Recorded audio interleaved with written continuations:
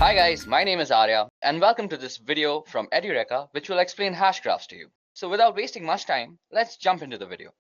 Okay, so this figure that you see on the left hand side of your screen is a hash graph. So a hash graph is basically a distributed ledger technology that was developed by Lehman Baird, the co-founder and CTO of the Swirl's Technology Group in 2016. So in short, it's basically a closed source patented software that has been marketed by the Swirl's people as a near replacement for blockchain. Whether it is a true replacement or not, that we'll see over time. But for this video, let's see how Hashgraph actually works.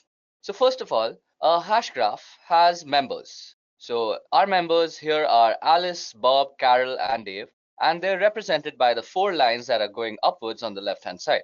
So in this example, these guys are actually represented by A, B, C, D that are below each line, and each member starts by creating an event, which is a small data structure in memory, and it is represented on the diagram by a white circle. Now, each event is a container for 0 or more transactions. The community runs a gossip protocol, which means that each member repeatedly calls the other at random to sync with them. Now, the goal of the Hashgraph's consensus algorithm is for members of the community to come to a consensus or agreement on the order of the events, and thus the order of the transactions inside the events, and to agree on a timestamp for each event too. So it should be hard for an attacker to prevent consensus or to force different members to come to a different consensus or to unfairly influence the order of the timestamps that are agreed upon. Now let's take a moment to understand the gossip protocol visually. Now in this case, Bob randomly chose to call Dave, and when they connected over the internet, Bob sent all the events he knew that Dave did not yet know. In this case, it was just one event, the one that Bob had created at the start. Now Dave records the fact that this sync happened by creating a new event, and this is the new circle which has lines going straight down to his last own event and diagonally down to Bob's last event. Thus, the graph of events form a record of how the members have actually communicated. Now Dave's new event is illustrated here. Firstly, it contains a timestamp and digital signature. Secondly, it has the transaction itself. Now an event is a data structure containing the two hashes of the events below itself. In this case, it contains the self parent's hash, that is Dave's first event, and the other parent, that is Bob's first event. Now the events can optionally contain 0 or more transactions that Dave wants to send to the network. So an event is a container for transaction. Dave puts all the timestamps of when he created the event and when he digitally signs it too. Now when this event is gossiped, the signature is sent along with it. Dave then sends Bob all his events, including the new one that he just created. So that looks something like this. Now Bob then creates a new event recording the fact that they synced and including the hashes of the most recent event by himself and the most recent event by Dave. So basically, Bob's new event will have the hash of this event down here and this event that Dave had created right now. Now Bob randomly chooses Alice and sends her all the 4 events that he knows about. Now she creates a new one as this continues forever, and the graph grows like a directed acyclic graph that only grows upwards. So this is a graph connected by cryptographic hashes, and therefore it is called a hash graph. Each event contains the hashes of the event below it, and it is digitally signed by its creator. So the entire graph of hashes is cryptographically secure. It can always grow, but the older parents are immutable and as strong as the cryptographic hash and the signature system used. It is useful to now define a round created for each event. A child never has a round created before one of its parents, so as time flows upwards in the diagram, the round created can only stay the same or increase. I'll explain how rounds are created in just a moment. But the important point is that as soon as you receive an event in sync, you can immediately calculate its round created, and anyone else receiving it will also calculate it by the same number. So now let's understand witnesses. So the first event that a member creates in each round is called a witness. Let's color Alice's witnesses yellow. So all the yellow dots that you see on the left hand side on the hash graph are Alice's witnesses. So A1 would be the witness in round 1, which is out here. Then A2 would be the witnesses in round 2, and A3 is the witness in round 3. Now let's also create witnesses for the other members. Okay, it's also possible for a member to have no witnesses in a given round. And now let's see the other witnesses that we're going to have. So the red ones are Bob's witnesses, and they are also similarly B1 in round 1, B2 in round 2, B3 in round 3, and B4 in round 4. Similarly, Carol's witnesses are colored green, and they are C1, C2, and C3. and Dave's witnesses have been colored brown, which are D1, D2, D3, and D4. Now, every witness has a property by which it is known to the network. So, a witness can either be famous or not famous. Now, let's see how we can actually calculate fame for each and every witness. So, for each witness, we need to determine whether it is a famous witness or not. Now, for example, we will be determining the witness B2 is famous or not. So, it's this red dot right out here, the witness of B in the round 2. So, this is done by considering the witness in the next round. So the fame of B2 will be determined by considering the witnesses A3, B3, C3, and D3. So the idea for B2 to count as famous is that it should be seen by many of the witnesses in the next round. So there is now an election, now in which most of these witnesses will vote on whether B2 is famous. Now there will be a separate election for every witness to determine its fame. The witness of A3 can be seen by B2, and that means that there's an entirely downwards path. So as you guys can see that A3 has a downwards path which is represented by green out here. So A3 will vote yes. Now next, B3 also has a direct downwards path to B2. So B3 will also vote yes. Next, C3 also has a direct downwards path to B2. So C3 will also vote yes. And similarly, D3 will also have a direct downwards path to B2. So D3 will also vote yes. Now all 4 witnesses have voted yes. So we would expect that B2 will be declared to be famous. But the election isn't over yet. An election isn't over until the votes are actually counted. So the votes will be counted by the witnesses in the following round. So that means the votes collected in round 3 will be counted by the guys in round 4. So the votes will be counted by the witnesses in the following round, as I just said. So B4 will be counting the votes and D4 will be also counting the votes. Now the hash graph doesn't yet have an A4 and a C4, but as time goes on and more gossiping occurs, there may eventually be an A4 and C4, and they will count the votes too. Now B4 will collect the votes from every round 3 witness that it strongly sees. Now to strongly see a witness, it isn't enough for there to be only a single downward path to the person that he is collecting the votes from. So there must be enough different paths to it so that together the paths go through a supermajority of the population. Now, supermajority is any number that is more than 2/3 of the population. And in this example, there are 4 members in the population. So any 3 of them constitute a supermajority.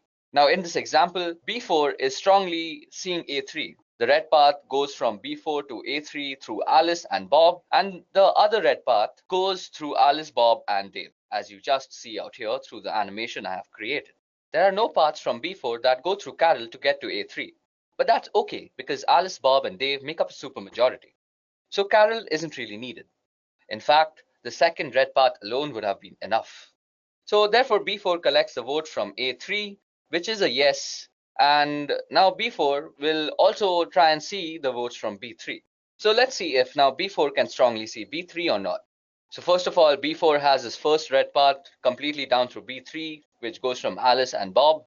And it also has a second path which uses Dave.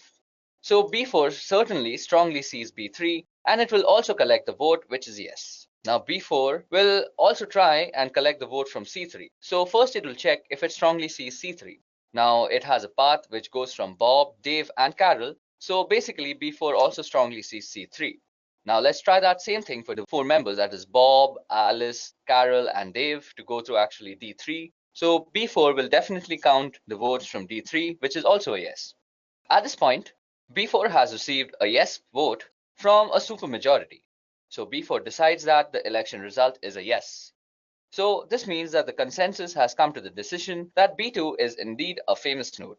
Now if B4 had seen 3 yeses and 1 no, it would still decide yes because that's a supermajority. If B4 had seen 3 yeses and no other votes because it couldn't strongly see one of the other witnesses, it would still decide yes because that's also the supermajority. Now it's important to understand that for B4 to actually have a chance at deciding whether B2 was or A3 was famous or not, or B2 was famous or not, it would have to strongly see a supermajority of the witnesses. Now if an event X has a parent with a maximum round created of R, then that event will usually belong to that round too. But if that event can strongly see a supermajority of round R witnesses, that event is defined to be round R plus 1, and so on. So in other words, an event is promoted to the next round when it can strongly see a supermajority of the witnesses in the current round. Now, let's run an election for whether C2 is famous or not. So I've colored C2 actually gray out here, and let's see whether it is actually famous. Now the red line shows that C3 can actually see C2, so C3 will vote yes for C2's fame. But there are actually no downward paths from A3, B3 or D3 to C2, so they all vote no. Now the votes are actually calculated by B4 again, and since it can see A3, B3, C3 and D3 strongly, it will therefore collect the votes from all of them. And the votes are no, no, yes and no, so the supermajority says it's a no, and the consensus decision is that C2 is not a famous node. Now there is a theorem that says that if any witness is able to decide yes or no, then that is the result of the election, and it is guaranteed that all other witnesses that decide are going to decide the same way. So in this example, B4 was able to decide the election. If it had collected the votes that were more evenly split between yes and no, then it would have failed to decide. In that case, we can consider D4. Now, if D4 also fails to decide, then perhaps A4 or C4 might decide it. And if none of the four witnesses can decide, then each of them will simply vote in accordance with the majority of the votes that they collect, and voting yes in case of a tie. Now, in that case, it will be up to the round 5 witnesses to collect the votes from the round 4 witnesses, and perhaps the round 5 witnesses will be able to decide. The voting continues until it eventually reaches a round where some witnesses can decide the election. Now I've done the calculations for 6 more elections on a Hashgraph simulator, and the famous nodes are as follows. They are A2, B2, D2, A1, B1, C1 and D1. Now in normal operations, most events are not witnesses, so there is no election for most events. And most witnesses are declared famous with an almost unanimous vote in the first round of voting. So most elections do not actually last very long. Now we have to decide the fame of every witness in round 2.